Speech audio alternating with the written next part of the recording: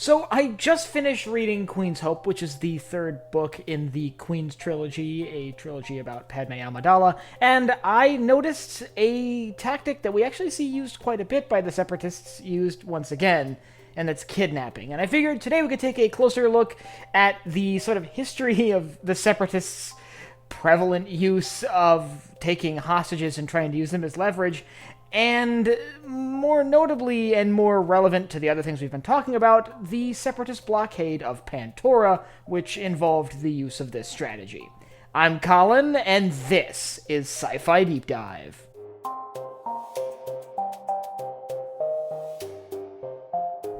Remember, if you enjoyed this video, to head down below and hit that subscribe button. So the Separatists and kidnapping, which seems to be their go-to strategy.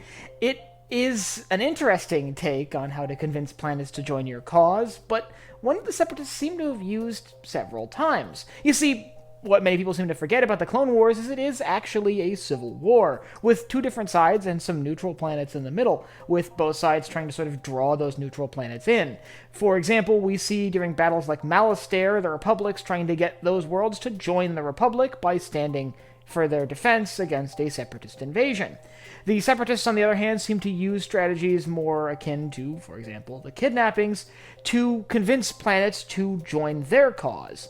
Now, these are two very different approaches to diplomacy, and let's just dive right into the Separatist side of things. So the way these kidnappings will work is that Separatist forces sort of roll in and kidnap usually the child of a head of state, and hold them ransom or hostage for that planet's sort of joining of the Separatists. We see this used most notably on Pantora during the Blockade of Pantora. Not only had they managed to kidnap the two daughters of the newly elected chairman of Pantora, but they had also convinced the Trade Federation, which didn't really need a ton of convincing, to carry out a blockade of Pantora, both of which would magically resolve themselves were the Pantorans to join the Separatists. The Separatists, of course, offering very quick, easy solutions to the problems that are usually created by the Separatists. In Pantora's case, it was an ongoing Trade Federation blockade, and the return of the two kidnapped children. These are very extreme tactics, by the way, but the Separatists were known to be extreme in most cases. And this isn't the first time the Separatists had used this tactic. In the very early days of the war, Separatist forces fighting on New Royo had managed to kidnap the head of state's children and were holding them hostage in exchange for the planet's allegiance to the Separatist cause. Now, in both that situation and what happened on Pantora, the local government instead enlisted the help of the Republic or the Jedi to liberate the captives, return them, and in exchange for that, they ended up signing with the Republic, which in most cases is how this kind of situation would end. After all, when you think about it, it's really a battle of hearts and minds when it comes down to winning over neutral planets. You want to prove yourself to be a better ally, a more resourceful ally, and a more capable ally. And in the Separatists' sort of strategies here, they just sort of prove themselves as an antagonist to the local populations of these planets, which makes them less likely to sign on with the Separatist cause. So why are the Separatists deploying this tactic? Once again, we see it used not once, but twice, and there's likely plenty more that we just don't see on screen. So why? Well, it's likely because this tactic would lead to immediate results. After all, if you want to see your family again, you sign up with the Separatists.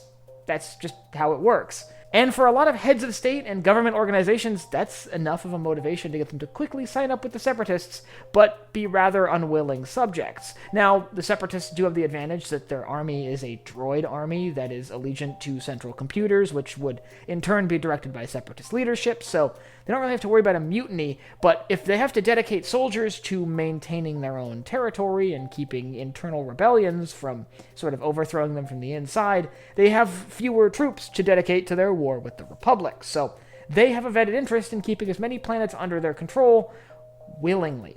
And in most cases, this tactic, like I mentioned, backfires, with the planet then turning to the Republic for assistance, and the Republic's able to swoop in and rescue the captives or carry out a series of actions that ultimately ends up lifting the blockade, and then the Separatists just look like the bad guys to the people of the planet that they were trying to win over. Still, it's just one of a lot of questionable tactics utilized by the Separatists. After all, not only do they have to come off as the evil faction in the war for us, the viewer, but they actually are pretty morally gray. Well, the causes behind the Separatist uprising were just and understandable from the perspective of the people of the Outer Rim.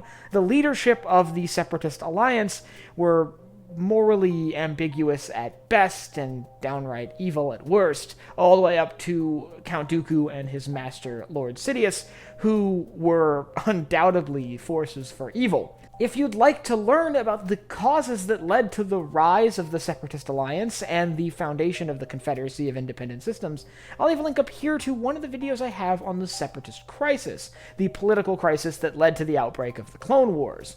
And I'd like you to let me know down in the comments whether you think, in any reality, the idea of kidnapping a head of state's children to influence massive political change, like a political faction switching sides in an ongoing civil war, is a viable strategy at all.